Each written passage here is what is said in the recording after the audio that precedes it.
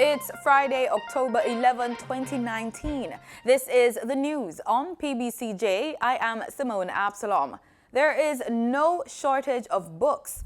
That's the word from Minister with Portfolio Responsibility for Education, Samuda.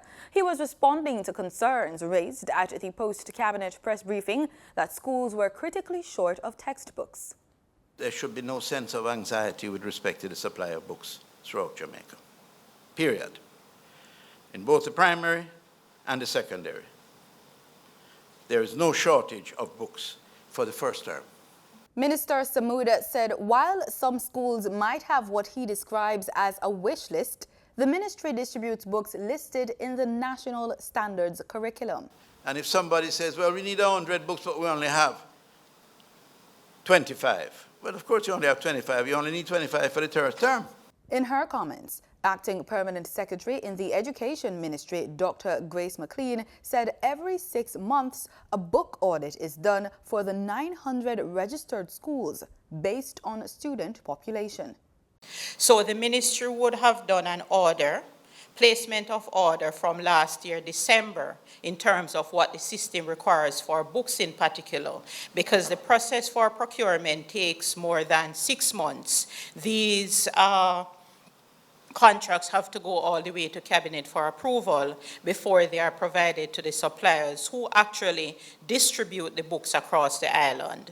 This year is also unique because we have fully implemented the National Standards curriculum, and we are on a drive to ensure that we change out all the books within the system, which will be done over a 2-year period. Dr. McLean furthered that her team has been working to change out the books in the system. She said this will be completed in 2 years. She also noted that if schools request additional books from the standard list, they are provided accordingly. To the best of our knowledge, we have done that within the first 2 weeks of the school year. The Point Hill Health Center in St. Catherine is to be renamed in honor of the late former Deputy Prime Minister and Member of Parliament, Dr. Kenneth Baugh. Minister without portfolio with responsibility for education, youth and information, Samuda, made the announcement at Wednesday's post-cabinet press briefing at Jamaica House.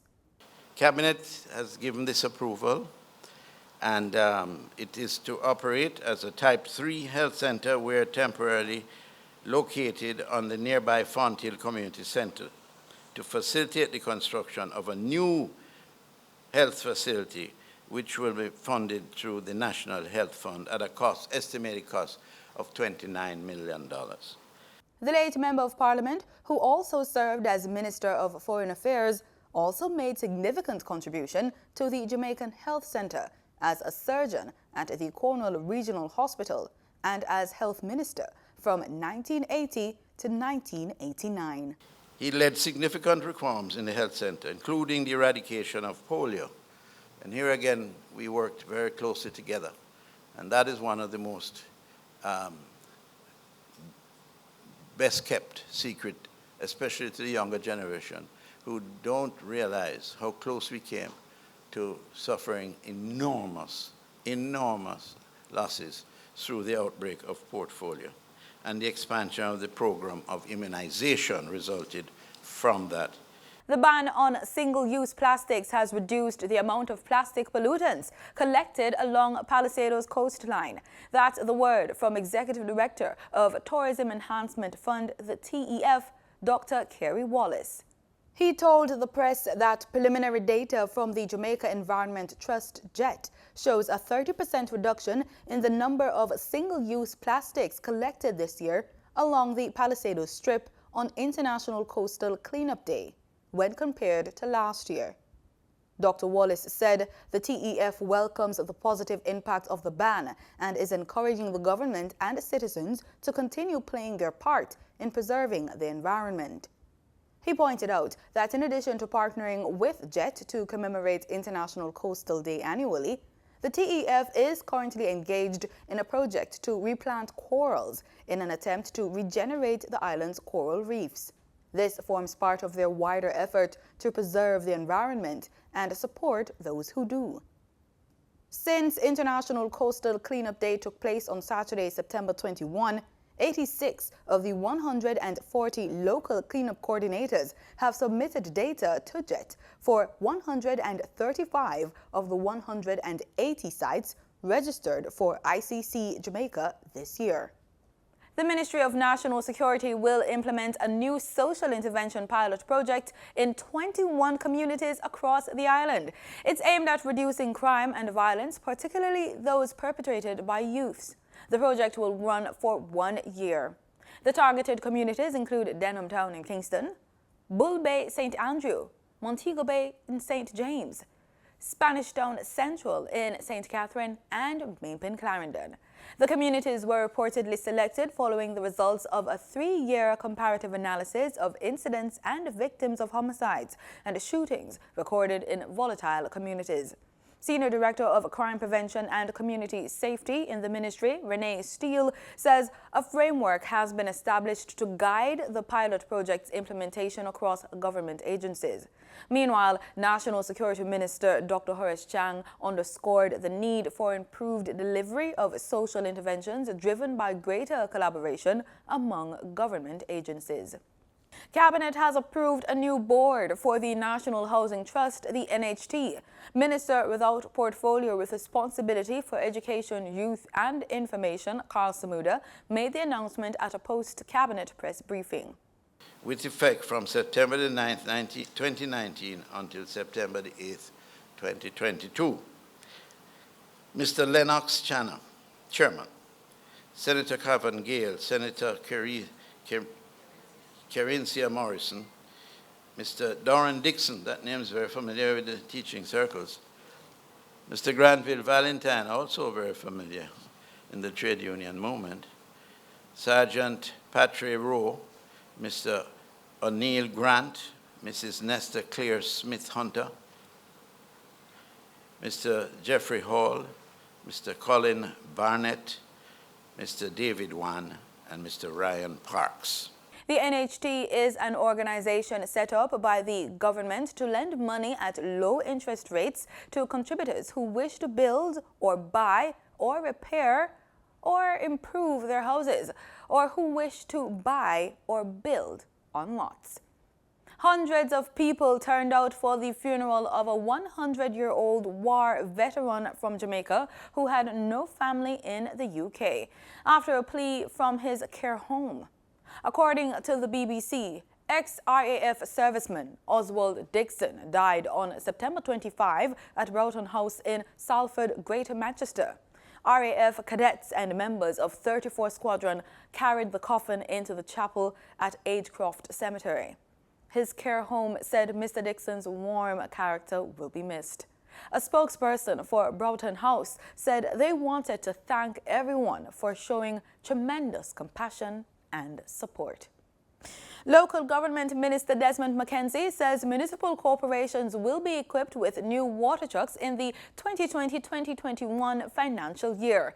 According to Mr. Mackenzie, at least one water truck will be provided to each municipal corporation. He added that the trucks will help alleviate water shortages, particularly in St. Elizabeth, Manchester, Clarendon and Portland. The local government ministry will also provide minor water systems to communities where shortages exist. And this week on Culinary Trails, we wend our way through the busy city streets of Halfway Tree and Crossroads, sipping on smoothies.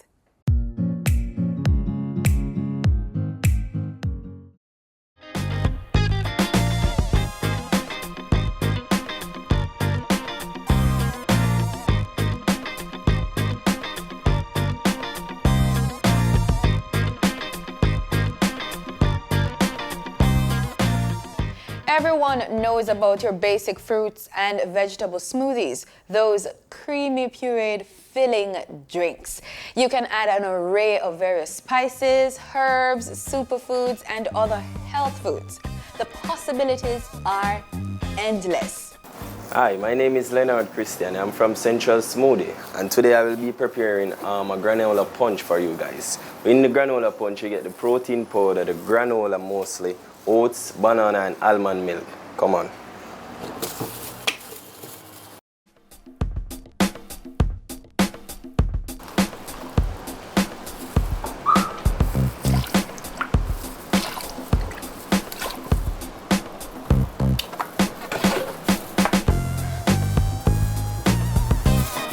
frozen banana instead.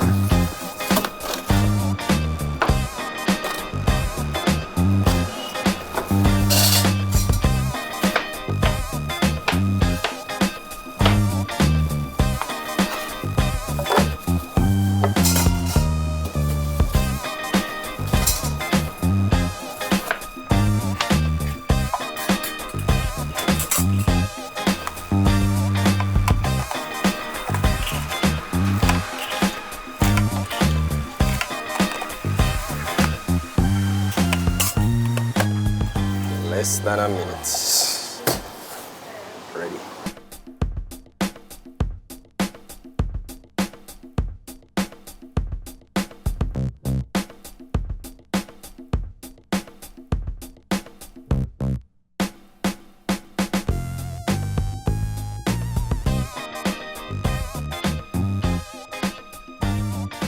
So why should you drink smoothies? They're healthy. You'll get your daily allowance of fruits and vegetables. Also, they're quick and easy. Make your own nutrient-dense smoothie.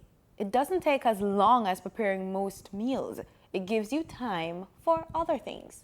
Today I'm going to do for you our special strawberry crush. That includes banana, pineapple, strawberry, and protein. We'll be using the way strawberry flavored protein today, orange juice, 1 banana,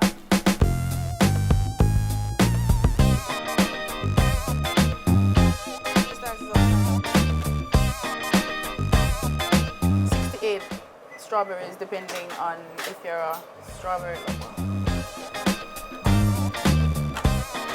To that we'll add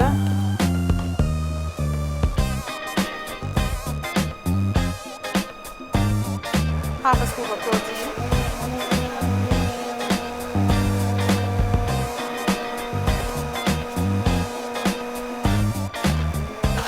and a scoop of ice.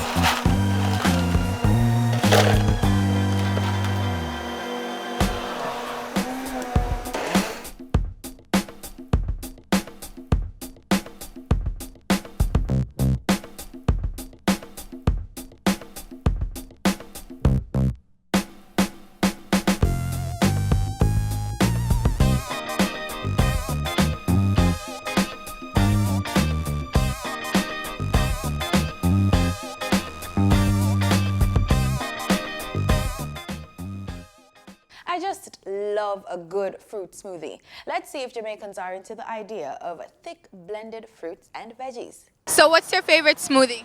Strawberry banana. Wow. Do you think Jamaicans are really into this smoothie thing, or you think it's something that's catching on but not quite much? For persons who, believe in like being healthy, then yes. It's not really about like a trend thing. Some people really take it seriously. Like for me, I love strawberry banana or strawberry, or even the pumpkin seed. Oh, that's nice. Yeah. And it's refreshing, especially when you're hot. You know Jamaica is hot. So when you're hot, you go, you add a smoothie. It cools you down because you have the ice taste and the fruit taste. And yeah, it's good like that. What's your favorite smoothie? Power punch. What's in a Power Punch smoothie? Protein, granada, oats, soy milk, I think, and fruits, banana. Yes, I see. It fills you up for the day, so it's very good. Next time you're in Halfway Tree, check out the smoothie stand in Central Plaza or OJ's Smoothies in Crossroads, right by Harmon Barracks. The US dollar ended trading at Jamaican $136.92, up by 92 cents. That's according to the Bank of Jamaica's daily foreign exchange trading summary.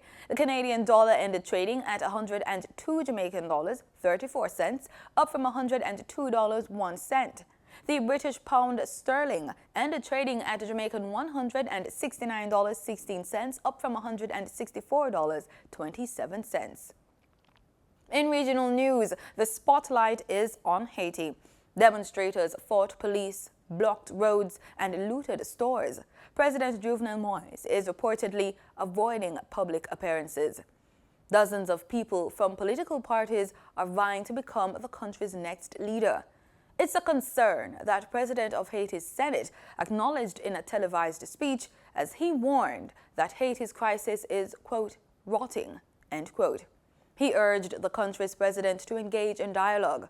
Hours after his speech, the president issued a statement saying 7 persons had been named to lead discussions to find a solution to help end the crisis.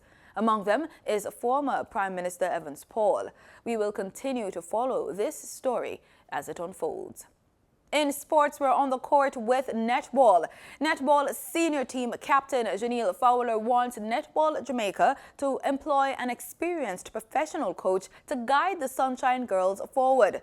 Netball Jamaica are in the process of selecting new coaching staff for the team after the non-renewal of contracts of head coach Marvette Anderson and her assistant Winston Nevers. The Sunshine Girls finished 5th at the Netball World Cup in Liverpool, England in July. It was the first time the team had not made the semi-finals since 1995. Anderson and Nevers, who were both coaching at the championships for the first time, were heavily criticized by persons within the netball fraternity for what they said was poor handling of the team during the tournament. And that's the news on PBCJ. Thanks so much for watching.